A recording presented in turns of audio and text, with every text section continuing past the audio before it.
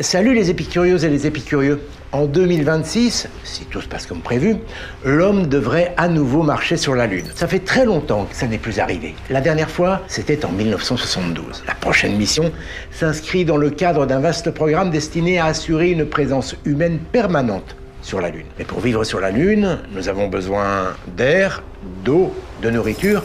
Or, il n'y a rien de tout ça là-haut. Alors, est-ce bien raisonnable? Pourrons-nous vraiment vivre un jour sur notre satellite naturel? C'est l'objectif de cette nouvelle vidéo.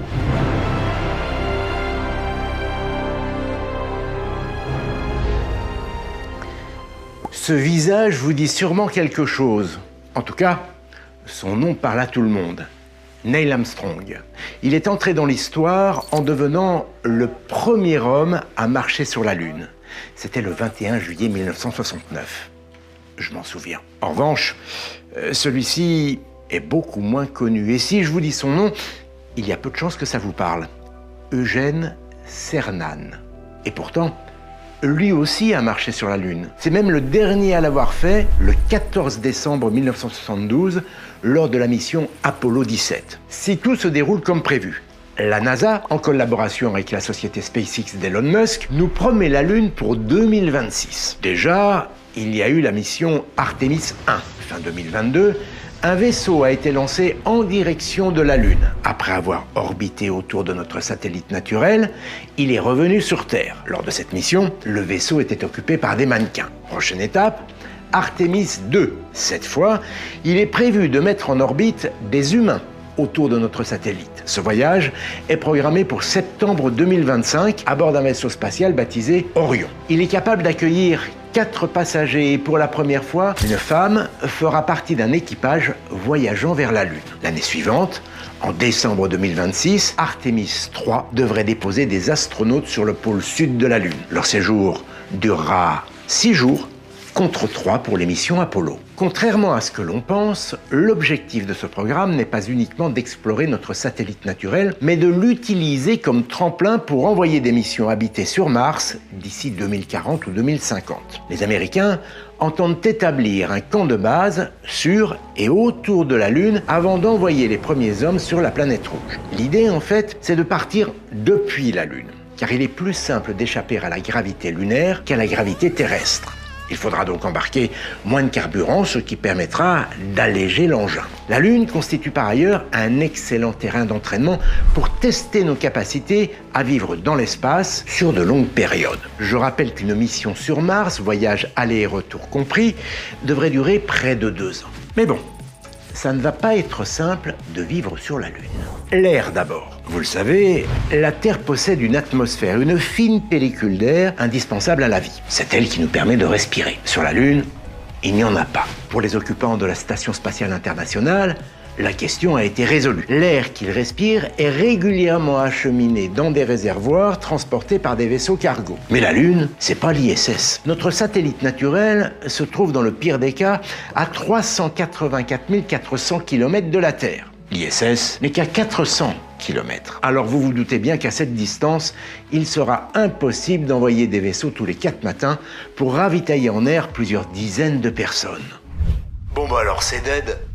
Pas si vite. Les scientifiques de la NASA ont peut-être trouvé la solution. Grâce à la poussière de Lune, elle contient de l'oxygène. À l'aide d'un puissant laser capable d'atteindre 1600 degrés, ils sont parvenus à faire fondre cette poussière, principalement composée de régolithes, et à en extraire l'oxygène qu'il contient. Cette extraction a été effectuée dans un environnement sous vide, donc sans air, comme sur la Lune. Cette technologie est d'ores et déjà prête pour des essais dans l'espace. Des tests sont prévus lors de prochaines missions Artemis. Et l'oxygène ne se cache pas uniquement dans le régolithe. D'autres minéraux, comme la silice ou l'aluminium, présents en grande quantité, en contiennent aussi. Selon certains scientifiques, ce n'est qu'une hypothèse, la Lune pourrait fournir suffisamment d'oxygène pour faire vivre, tenez-vous bien, 8 milliards d'êtres humains pendant environ 100 000 ans. Il n'y aurait plus que l'azote à transporter pour reconstituer l'air qui, je vous le rappelle, est composé de 21% d'oxygène, 78% d'azote et quelques gaz rares. Ok pour l'air, mais pour l'eau, Sur la Lune, il n'y a ni mer, ni lac, ni rivière. L'absence d'atmosphère et les températures très élevées durant la journée, environ 150 degrés, ne permettent pas à l'eau de se maintenir en surface, ni à l'état liquide, ni à l'état de vapeur. Mais en cherchant un peu, les scientifiques ont fini par en dénicher. Le pôle Sud, par exemple, où les Américains ont choisi d'installer leur base, contient de nombreuses zones de glace. Elles se logent dans des cratères à l'abri de la lumière du soleil, protégées sous une épaisse couche de régolithe. Pour l'extraire, les ingénieurs de la NASA ont mis au point un module d'extraction révolutionnaire, le Rocket M. Il est capable de pulvériser la roche, puis la glace, et d'aspirer cette dernière pour la sublimer, autrement dit, la transformer en vapeur d'eau. D'après ses concepteurs, ce processus ne prendrait que 5 à 10 minutes. Ce robot, qui a déjà été testé, pourrait exploiter une douzaine de cratères par jour et pourrait récupérer 426 tonnes d'eau par an. Une partie sera utilisée pour produire le carburant nécessaire au moteur des fusées, le reste pourra servir aux astronautes. Je vous rappelle tout de même que sur Terre, nous consommons chacun 150 litres d'eau par jour. Ah oui, au final, ça fait pas des masses alors. C'est vrai, mais cette glace ne représenterait qu'une infime partie des ressources en eau présentes sur la Lune. Des scientifiques chinois affirment que le sous-sol de notre satellite abrite un gigantesque réservoir totalement invisible à l'œil nu. Un océan caché. Alors il ne faut pas s'imaginer d'immenses lacs souterrains. Cette eau serait piégée en profondeur au sein de minuscules perles de verre qui se seraient formées après une pluie d'astéroïdes. Elle pourrait contenir la bagatelle de 270 milliards de mètres cubes d'eau. Comparé à la Terre, ce n'est pas grand-chose. Notre planète en contient 3 milliards de milliards, soit environ 10 millions de fois plus. Mais ce serait amplement suffisant pour subvenir aux besoins de nos futurs colons lunaires. Faut-il encore mettre la main sur ces perles d'eau et trouver le moyen de les extraire? Et ça, c'est pas pour demain.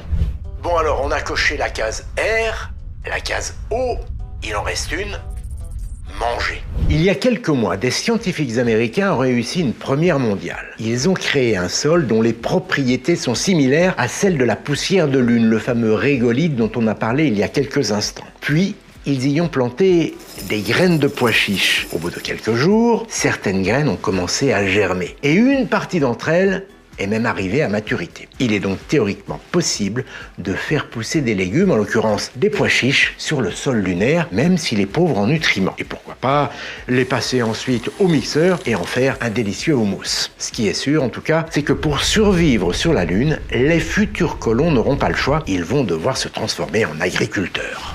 On marche sur la tête? Eh bien, pas tant que ça. Une nouvelle étape sera bientôt franchie par une équipe australienne qui s'apprête à envoyer des graines de carottes et de tomates à bord d'un petit vaisseau. Si tout se déroule comme prévu, il se posera sur la Lune avant la fin de l'année. Sur place, un robot sèmera ces graines dans le sol.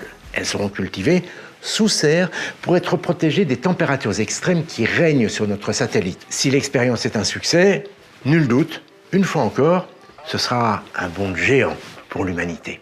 On l'a dit, là-haut, il n'y a pas d'air et pas d'eau liquide. En revanche, il y a du soleil. Et ça, c'est une très bonne nouvelle. Il va permettre aux astronautes de produire de l'énergie grâce à des panneaux solaires. Bon, ils devront être suffisamment nombreux pour fournir assez d'électricité pour faire tourner les ateliers, les machines qui s'y trouvent, les ordinateurs pour éclairer, chauffer, faire rouler des véhicules. Un projet américain baptisé Blue Alchemist étudie en ce moment même la possibilité de fabriquer ces panneaux à partir du régolithe lunaire. L'avantage, c'est qu'ils pourraient être produits sur place. Bon c'est parfait, il n'y a plus qu'à. Eugène Cernan, le dernier homme à avoir posé le pied sur la Lune, a déclaré qu'on pouvait surmonter tous les obstacles pour s'installer sur notre satellite naturel, tous sauf un, la poussière lunaire, le fameux régolithe. Il recouvre la Lune sur toute sa surface, sur une épaisseur de 3 à 20 mètres. Cette poussière est composée de grains microscopiques dont la taille moyenne est de 19 microns. C'est la moitié d'un cheveu. Ils sont si fins qu'ils collent aux combinaisons, s'infiltrent dans les moindres rouages des machines et surtout, ils pénètrent dans l'organisme par les voies respiratoires. En 1969, les premiers hommes qui ont posé le pied sur la Lune ont signalé le problème. Ces poussières, qui dégagent une odeur de poudre à canon, leur provoquaient des éternuements et de violentes quintes de toux. À l'époque, on suspecte qu'elles sont toxiques. La preuve en est apportée 50 ans plus tard, en 2018, par une équipe de chercheurs britanniques. Ils ont démontré que la poussière de Lune,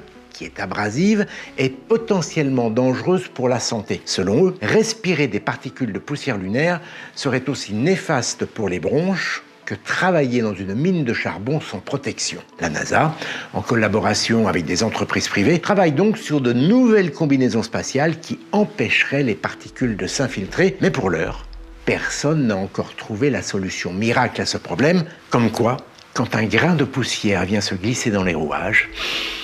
Bon alors, ça vous tente un petit séjour sur la Lune ? Perso, je pense qu'il va falloir que je me contente du plancher des vaches. C'est terminé pour aujourd'hui. J'espère que cette vidéo sur la Lune vous a fait rêver. Si comme moi, l'espace vous passionne, n'hésitez pas à me le signaler en commentaire. J'ai plein d'autres histoires lunaires à vous raconter. En attendant, n'hésitez pas à liker et à vous abonner. À très bientôt sur la chaîne Épicurieux.